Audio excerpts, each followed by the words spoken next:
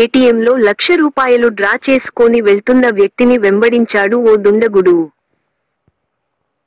డబ్బుల బ్యాగుతో వెళ్తున్న ఓ వ్యక్తి వద్ద నుంచి బ్యాగ్ లాక్కుని పారిపోయే యత్నం చేసిన ఘటన కామారెడ్డి పట్టణంలో గురువారం అర్ధరాత్రి చోటు చేసుకుంది.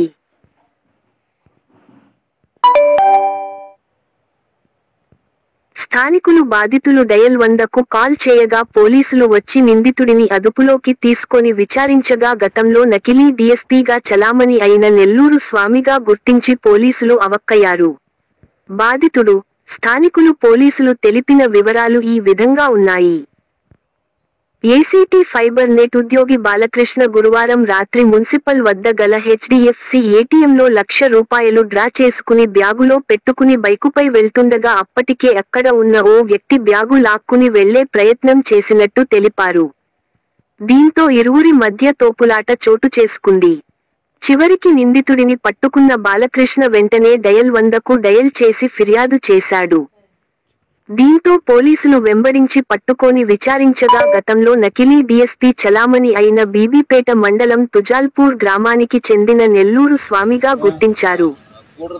పోలీసు దుస్తులు వేసుకుని నకిలీ డీఎస్పీగా చలామణి కావడం గతంలో రాష్ట్ర రాజధానిలో సైతం సంచలనం సృష్టించింది. దాదాపు 5 ఏళ్ల తర్వాత అదే వ్యక్తి తిరిగి ఇలా కనిపించడం హాట్ టాపిక్ గా మారింది. మరి పోలీస్ శాఖ ఏ విధంగా స్పందిస్తుందో వేచి చూడాల్సిందే.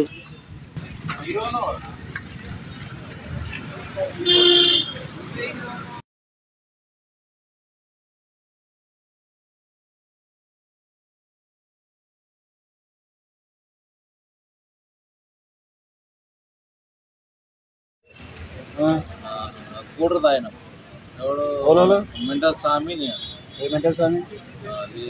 రంగేంద్ర స్వామి ఇంకా తాపి అంటే లివర పైసలు అని అన్నా. ఆల్రెడీ స్వామి నీ దగ్గర పైసలు లేవా అని చెప్పేసి అనడంతోనే ఆయన దగ్గర బిల్లు